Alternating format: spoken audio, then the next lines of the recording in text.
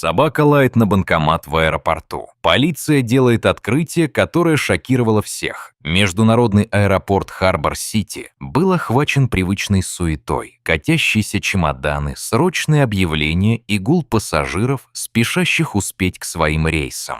Офицер Ева Брукс уверенно шагала по терминалу «Б». Одна рука спокойная лежала на поводке ее собачий партнер по кличке Болт.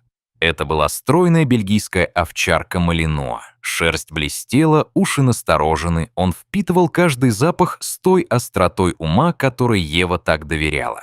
Это был обычный патруль, предназначенный пройти без происшествий, просто проверять толпу на предмет подозрительного. Но Болт умел удивлять ее. Они прошли вдоль ряда банкоматов, установленного вдоль серой стальной стены, когда Болт внезапно насторожился. Его мускулы напряглись, и он выпустил резкий лай, который разрезал фоновый шум как нож. Ева почувствовала, как у нее пропускается сердце. Болт никогда не лаял без причины. Она остановилась, крепко удерживая поводок. «Тише, дружок», – прошептала она, но Болт лишь зарычал, носом указывая на ближайший банкомат. Охранник, заметив волну, подошел поближе. «Все ли в порядке?» — спросил он, подозрительно взглянув на Болта. Ева покачала головой. Он что-то уловил. «Мне нужен сотрудник обслуживания, чтобы открыть этот банкомат». «Банкомат?» — охранник нахмурился. «Но это всего лишь обычный банкомат». Болт ответил более оглушительно, лапой царапая металлическую основу аппарата. Тон Евы стал тверже. «Нам нужна демонтируемая панель. Сейчас же». Немногочисленная толпа любопытных наблюдателей начала формироваться. Несколько путешественников достали телефоны, не понимая, станет ли это актом раздува или каким-нибудь странным сценическим шоу. Через несколько минут появился усталый работник обслуживания с чемоданчиком инструментов в руках. Он опустился рядом с банкоматом, откручивая боковую панель серией металлических щелчков. Ева держала одну руку возле оружия в кобуре, другую — Болту Томас. Болту, чтобы он не реагировал слишком резко. В воздухе чувствовалось нечто неправильное.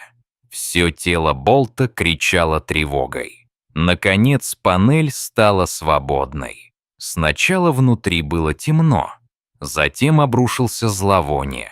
Противный запах запыленного воздуха и что-то чуждое, живое, что заставило ее желудок сжаться.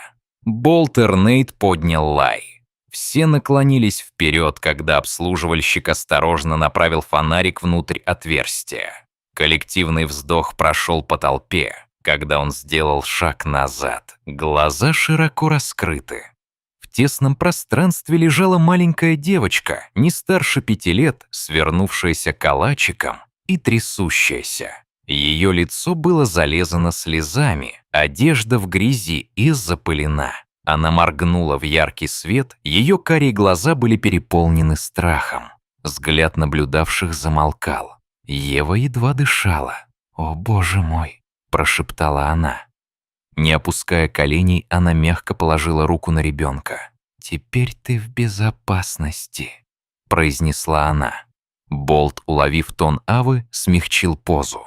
Он слегка понюхал руку ребенка, словно давая понять, что не причинит вреда. Медленно девочка протянула руку и коснулась его шерсти. Охранник застыл на месте. «Я позвоню медикам». Ева кивнула и обеспечила безопасность этой зоны. Никто не должен уходить без допроса. Раздалась тревожная, испуганная толпа, когда парамедики прибыли, чтобы поднять маленькую девочку на носилки. Тишина, которая опустилась минуту ранее, раскололась на полу другие разговоры и тревожные шепоты. Некоторые делали фотографии, другие просто качали головами в ужасе. Ева коротко шла рядом с парамедиками, желая убедиться, что ребенок не одинок в этой ситуации. Но долг тянул ее обратно к банкомату. Она присела рядом с Болтом и позволила ему понюхать отверстие. Шерсть на загривке Болта по-прежнему слегка дыбом, глаза бегали взад и вперед с тревожной энергией. Факт того, что ребенок был спрятан в таком тесном месте, заставил ее желудок вскипеть. «Хорошая работа», – прошептала она, погладив Болта за ухом. Он лизнул ее руку в ответ, затем повернул нос к следующему банкомату в очереди. Он чуть-чуть, но настойчиво выдал низкий рычаг. «Позвонить». Охранник взглянул на Эву настороженно. «Думаешь, там еще кто-то есть?» Ева сжала губы. «Если Болт реагирует, игнорировать это не могу. Еще раз вызови обслуживание». На этот раз никто не сомневался. Еще один набор инструментов, еще больше раскрученных винтов, больше напряжения в воздухе, но когда металлическая панель снялась, внутри нашли лишь пыльную проводку и старые квитанции. Облегчение обняло их. Одного ребенка было достаточно ужасающего, но Болт не расслаблялся. Его тело оставалось напряженным. Он осматривал терминал, будто чувствовал, что происходит нечто большее. В течение часа прибыл агент федеральной службы по имени Маркус Ли. Костюм чистый, выражение лица суровое. Он коротко обсудил ситуацию с Евой. «Ребенок, спрятанный в банкомате», — повторил он шепотом. «Это не случайность, это указывает на большую операцию». Ева кивнула, глядя в коридор на ряд банкоматов. Болт считает, что за происходящим стоит нечто большее.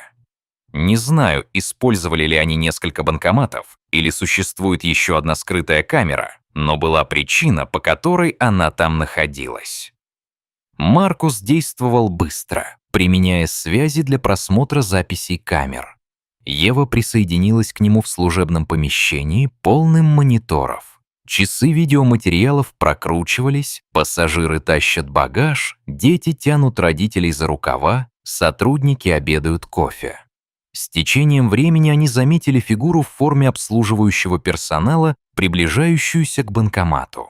Он возился чем-то позади аппарата, нервно оглядываясь.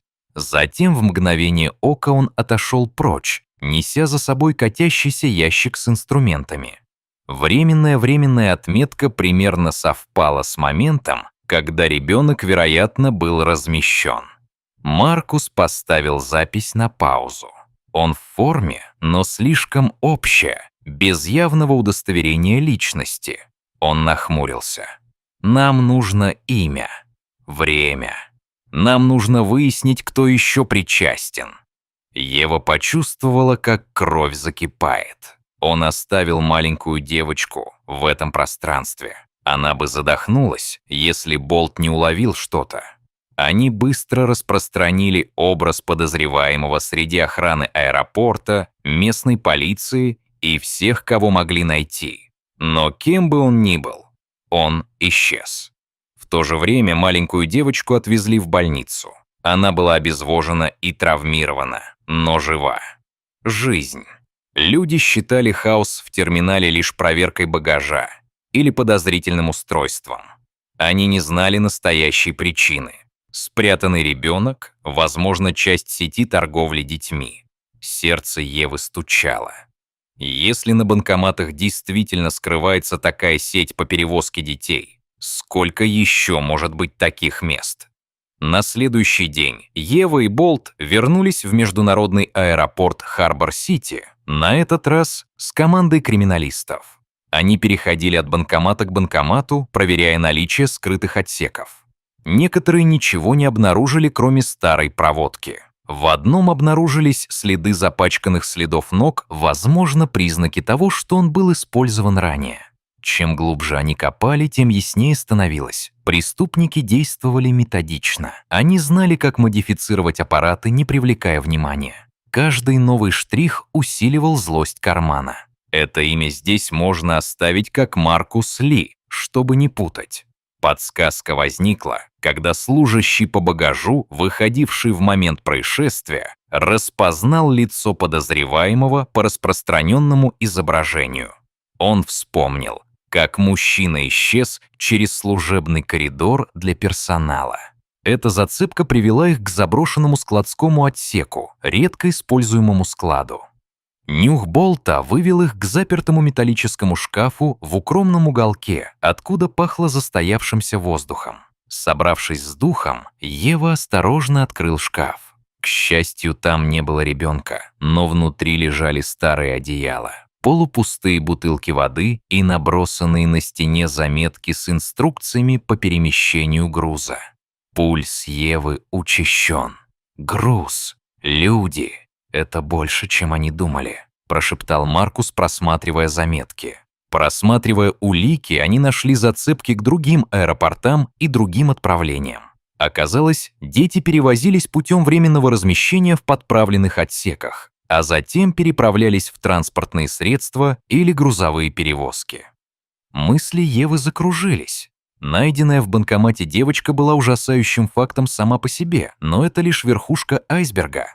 Когда в дело подключились кадры с нескольких аэропортов, картина стала еще более тревожной. Один и тот же подозреваемый появлялся на разных кадрах, всегда в однообразной форме, всегда уходил в зоны с ограниченным доступом с чемоданами в руках. Подсказки указывали на то, что за этим стоит группа людей, а не один человек. Ева почувствовала холодный прилив решимости. Нужно действовать быстро. Они могли перевозить детей через множество аэропортов.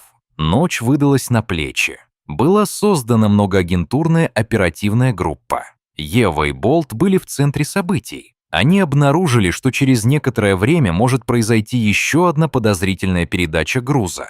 В аэропорту Бриджуев, всего в 2 часах пути на восток, планировали провести скрытую операцию. Сотрудники под прикрытием и кинологические подразделения спешно приближались к объекту. Напряженность витала в воздухе, когда они прочесывали грузовые отсеки, уборные и даже служебные кладовые. Болт двигался с непреклонной сосредоточенностью. Наконец собака подал сигнал возле грузового контейнера в охраняемой зоне. Агентам пришлось форс открыть его, и внутри они нашли 4 перепуганных детей, истощенных, но живых. Чувство облегчения было невероятным, но оно было переплетено с яростью. Каждый спасенный ребенок доказал, насколько монструозна была эта операция. Тем временем сотрудник заметил, как исходный подозреваемый пытался уйти, и началась погоня. Они загнали его в угол служебного коридора. Болт бросился, сбив мужчину с ног. Ева быстро надевала наручники, адреналин шумел в ее ушах. «Где остальные?» — спросила она. Он отмахнулся, но в конце концов улики сошлись. С каждым арестом открывались новые имена, новые следы, больше детей было спасено. В последующие дни СМИ публиковали заголовки о деле с банкоматом и вскрытой крупной торговле людьми сетью. В международном аэропорту Харбор-Сити Ева и Болт были провозглашены героями. Но для Эвы настоящей победой стало видеть, как спасенные дети воссоединяются с семьями или передаются под надежную опеку. Что касается той маленькой девочки, найденной в тот первый день, она восстанавливалась хорошо, хотя пережитое ее потрясло. Ева навестила ее в больнице, приводя Болта по приглашению медсестры. Глаза девочки загорелись, когда она увидела его. На ее лице появилась небольшая благодарная улыбка. Болт нежно лизнул ее за руку, и Ева расплакалась. «Ты в безопасности», — сказала она ей мягко. «Мы не дадим, чтобы это повторилось». Через неделю в полиции состоялась небольшая церемония. Ева в чисто отпрессованной форме стояла рядом с Болтом перед небольшой толпой коллег, местных чиновников и некоторых родственников детей. Начальник полиции приколотил к карману Евы благодарность, хваля ее четкие действия и острый инстинкт Болта.